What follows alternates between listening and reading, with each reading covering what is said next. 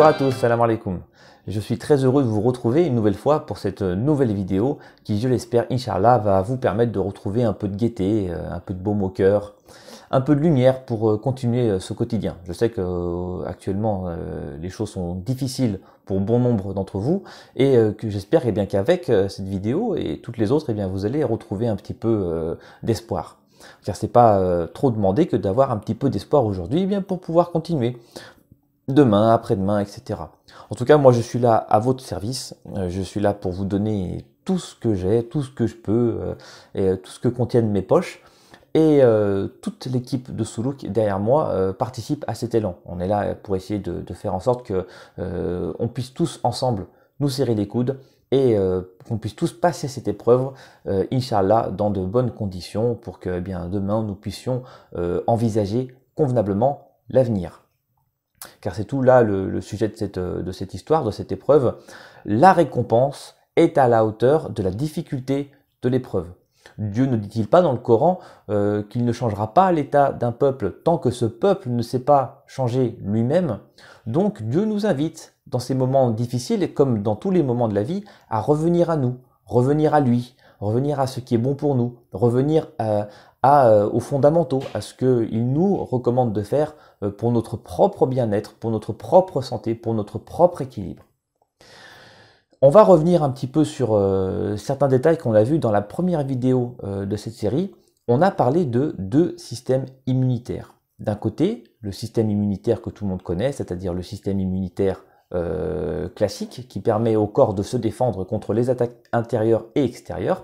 Et de l'autre côté, on a parlé d'un autre système immunitaire qui est le système immunitaire spirituel, divin, et qui est connecté avec les deux systèmes immunitaires sont connectés l'un avec l'autre et l'un a un impact sur l'autre et vice versa. Donc, il ne faut pas négliger aucun aspect de sa vie si on veut vraiment être à la hauteur et être capable de se défendre contre toutes les attaques, que ce soit ce virus ou un autre. Alors peut-être que certains d'entre vous sont malades actuellement. Aujourd'hui, on a encore des hôpitaux, on a encore de la place, on a encore quelques possibilités au cas où il faudrait prendre en charge des patients, mais on ne sait pas de quoi demain sera fait. Alors bien sûr, on respecte au maximum les consignes de sécurité, les consignes de l'État et les consignes des organismes de santé. C'est pas le moment de faire du freestyle, de faire un peu ce qu'on veut. En revanche, ajoutons à ça tout ce qui est en notre pouvoir pour que on mette toutes les chances de notre côté. Et c'est ce que nous on propose avec cette série de vidéos et puis tous nos conseils qui, Inch'Allah, on l'espère, vont vous permettre, vous aussi, de vous reprendre en main, de reprendre en main les outils de votre destin et de revenir à des choses bonnes, à des choses que Dieu nous recommande. C'est-à-dire que Dieu ne nous recommande rien par jeu, Dieu nous recommande des choses pour notre propre bien-être, pour notre propre santé et pour notre propre équilibre. Voilà. Donc, on va revenir rapidement sur ces deux systèmes immunitaires. Que vous soyez déjà malade ou que vous ne le soyez pas, au final, peu importe, c'est-à-dire que il ne faut pas attendre d'être malade pour se poser les bonnes questions. Donc il est temps de se prendre en charge, il est temps de faire le nécessaire. Si vous êtes malade, la première chose le premier conseil fondamental que je dois vous donner, en tout cas, c'est le fait de ne pas, surtout pas avoir peur. N'ayez pas peur. La peur paralyse le corps. La peur empêche le corps de se défendre, de mettre en place, de mettre en mouvement tous ces mécanismes de défense. Donc n'ayez pas peur. Certes, c'est difficile, certes, ça peut faire peur, mais il faut réussir à voir au-delà et à chaque fois que la peur va venir vous piquer, essayez de revenir à la lucidité. Essayez de revenir au calme et à la sérénité. Dieu aime toutes ses créatures, même celles qui l'ignorent complètement, même celles qui l'insultent, Dieu aime toutes ses créatures. Donc Dieu vous aime, Dieu t'aime, toi qui es malade, toi qui n'es pas malade. Donc essaye de revenir à cet espoir, essaye de revenir à ta foi et essaye d'ouvrir ton cœur à sa lumière. Et c'est comme ça que tu vas eh bien, retrouver un petit peu d'équilibre.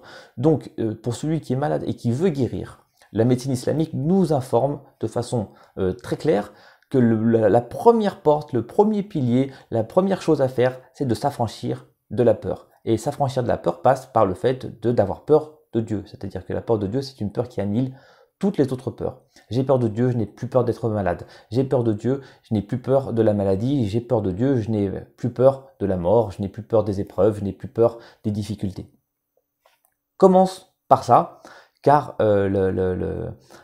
ça va permettre à ton système immunitaire spirituel, divin, d'être vraiment costaud, c'est-à-dire de se maintenir en place et d'être préparé pour affronter les difficultés que tu traverses. On voit ici le lien qu'il y a entre le système immunitaire spirituel et le système immunitaire physique.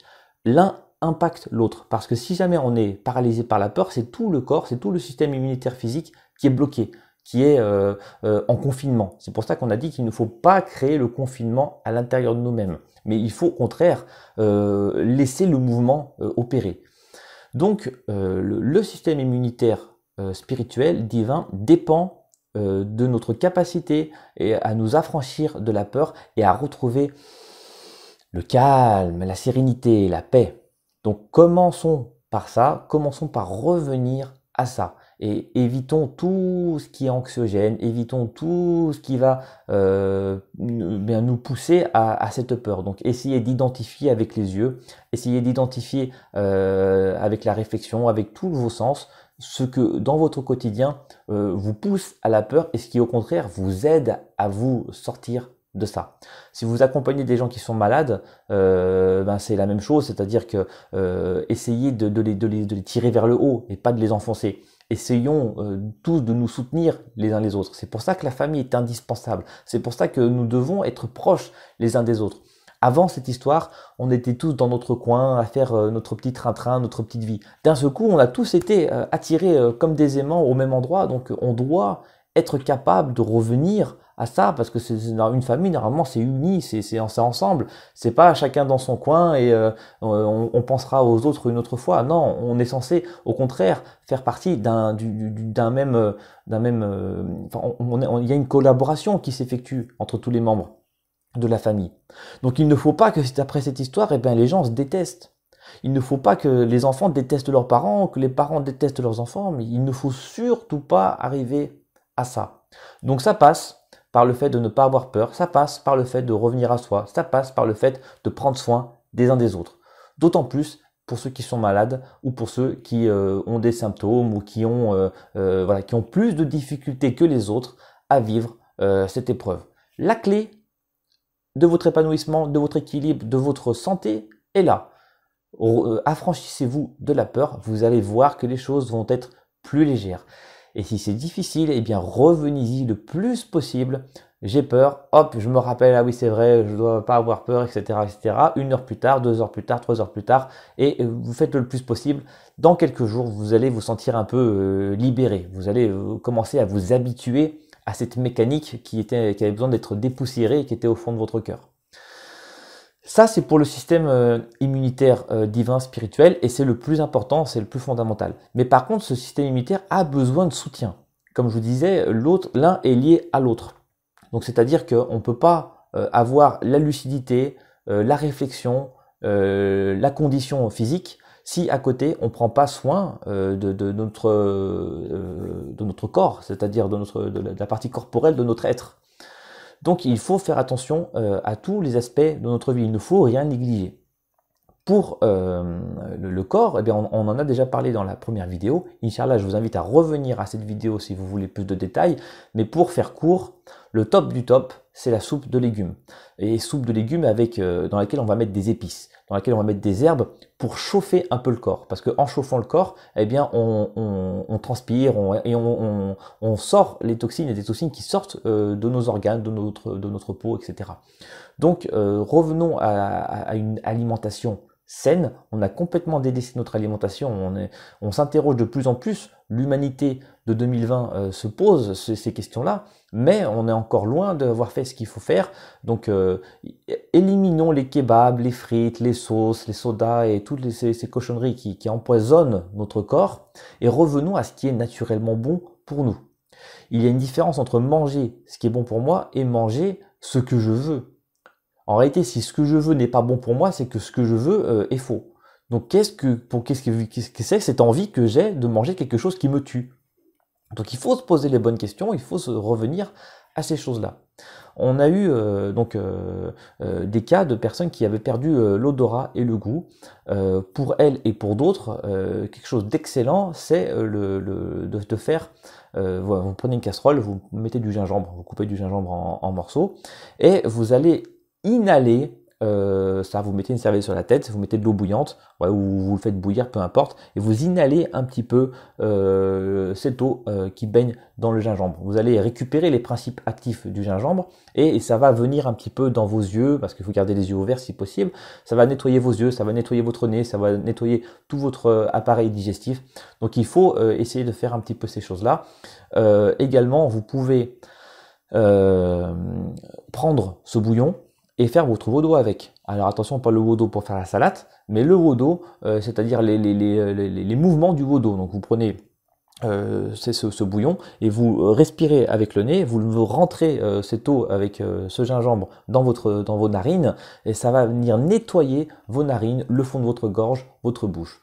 Pas très agréable, hein, mais on s'en fout. Ce qui est important là, c'est de penser à sa santé, c'est de penser à prendre soin de son corps. Donc, et puis vous pouvez également bien sûr boire ce bouillon. Donc si vous avez du gingembre, c'est top. Mais si vous n'en avez pas, faites avec ce que vous avez. Par exemple, inhaler du thym, c'est excellent. Inhaler de l'eucalyptus. Si vous avez un peu de cannelle, vous pouvez rajouter un petit peu de cannelle. Donc essayez de faire avec ce que vous avez. Regardez un peu dans vos placards. Redécouvrons nos plantes. Redécouvrons ce qui est naturellement bon pour nous. Aujourd'hui, on prendrait n'importe quelle personne dans la rue. On lui montre une quinzaine de marques de voitures, il les reconnaîtra toutes. Mais par contre, on lui montre 15 plantes, ça y est, il est paumé. Donc, qu'est-ce qu'on est devenu? Qu'est-ce que c'est que cette civilisation? Donc, il faut revenir, il faut nous reposer les bonnes questions. Les inhalations, les bains oculaires également. Ça n'enlève pas les virus, mais ça nettoie et ça participe à l'équilibre général du corps. Plus vous allez faire ça, et plus vous allez rebooster votre système immunitaire, et plus vous allez vous donner les moyens de vous défendre. Et moins vous ferez ça, et moins, et bien sûr, votre corps sera prêt à affronter les dangers de la vie quotidienne, les dangers des virus, les dangers de... Voilà. Donc si vous êtes déjà malade, appliquer ces conseils va vraiment booster votre système immunitaire et va vous donner les moyens de passer aujourd'hui et demain et après-demain et après-après-demain, parce que vous allez vous redonner les forces naturelles qui sont présentes dans la nature et qui vont vous permettre de développer vos défenses. Et si vous n'êtes pas malade, eh bien vous allez vous armer des meilleures armes naturelles du monde. Et Dieu n'a pas mis à disposition toutes ces choses pour rien. Donc, en tout cas, le plus important, n'ayez pas peur. N'ayez pas peur, n'ayez pas peur. On l'a déjà dit et redit, on le redira encore autant de fois qu'il le faudra. Prenons en main les outils de notre destin. Ne soyez pas passifs, n'attendez pas que la solution tombe du ciel. C'est vous qui êtes l'auteur de votre solution. C'est vous qui avez les outils de votre solution. C'est vous qui devez vous prendre en charge. Donc c'est vous qui devez faire le nécessaire. Et si vous n'êtes pas capable de tout faire, mais on ne vous demande pas de tout faire. Prenez un petit peu et faites le maximum. Plus vous allez faire, ça va vous aider à 2%, à 3%, à 4%. Si vous faites des soupes de légumes tous les soirs, peut-être à 30%. Si vous rajoutez en plus des inhalations, à 40%. Si en plus de ça, vous allez faire brûler un petit peu de thym pour assainir l'air de votre maison, ça y est, on est à 50%. Si à côté, vous faites le nécessaire au niveau psychologique, au niveau spirituel, pour revenir à Dieu et puis pour créer l'apaisement et la lumière au fond de vous-même, ça y est, vous êtes à 80, 90%, peut-être 100%. Donc faisons le maximum et c'est avec ce maximum que vous allez vous donner les moyens de vous défendre. J'espère que vous allez retrouver beaucoup de choses, que vous allez trouver beaucoup de choses qui vont vous aider dans ces quelques conseils. Certes, on peut aujourd'hui écouter ce qui est dit, on doit écouter ce que les conseils qui sont donnés par nos scientifiques et nos savants, mais on se rend compte petit à petit, surtout avec cette histoire de coronavirus, que la médecine est dépassée.